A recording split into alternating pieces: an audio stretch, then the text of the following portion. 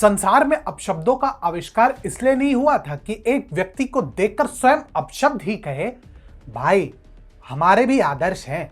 हाँ भाई रवीश कुमार पांडे, तुम्हारी ही बात हो रही है। अफवाह फैलाओगे, उपद्रव करवाओगे और ट्रेन भी जलवाओगे। तुम्हारी कुंठा का कोई अंत है कि नहीं। नमस्कार, स्वागत है आपका टीएफआई पर और मैं अनिमेश पांडे आपको अवगत कराऊंगा कि कैसे अग्निपथ स्कीम के नाम पर फैलाए गए उपद्रव के लिए रवीश कुमार हर दृष्टि से दोषी है और कैसे ऐसे लोगों पर अविलंब कार्रवाई होनी चाहिए। तो अविलंब आरंभ करते हैं।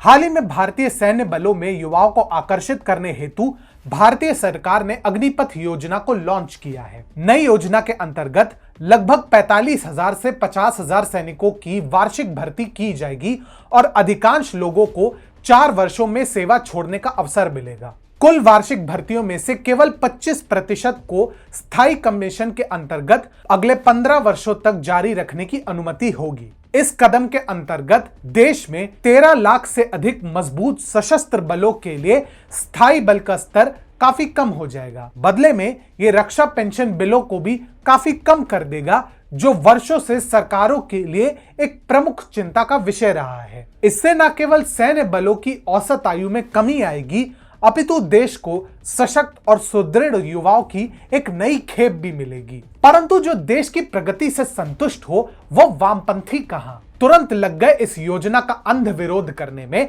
जिसमें सबसे अग्रणी निकले रवीश कुमार। अपने प्राइम टाइम में जनाब बातों ही बातों में कह दिए, युवा नीति से नाराज है, राजनीति से नहीं। सेना से 4 साल में निकाल दिए जाएंगे, लेकिन धर्म से मरने के बाद भी कोई नहीं निकाला जा सकता। आप देखिएगा, शुरुआती विरोध के बाद भी युवा इसे बढ़ चढ़ कर स्वीकार करेंगे।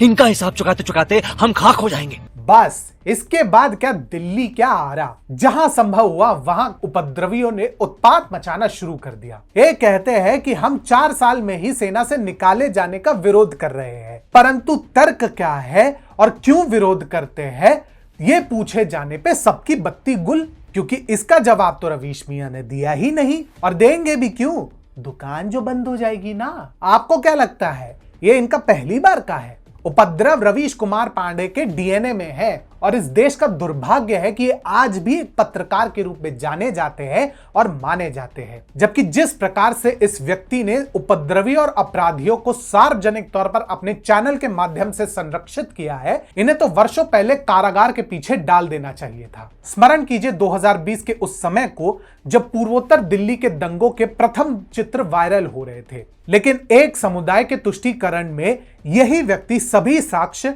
शाहरुख पठान के विपरीत होने के बाद भी उसे अनुराग मिश्रा सिद्ध करने पर तुले हुए थे। स्मरण हुआ? कुछ तो लिहाज करो देश का। सच पूछे तो अग्निपथ योजना से जुड़े भ्रम को दूर करने का दायित्व तो केवल सरकार का ही नहीं, हमारे और आपके जैसे नागरिकों का भी है। परंतु जिस प्रकार से रवीश कुमार दिन प्रतिदिन उपद्रवियों को बढ़ावा देते आ रहे हैं, यदि इन्हें रोका नहीं गया तो एक ना एक दिन देश में ऐसी आग भड़केगी जिसे बुझाते बुझाते आने वाले पीढ़ियों की कमर टूट जाएगी और दोषी होंगे सिर्फ एक, रवीश कुमार।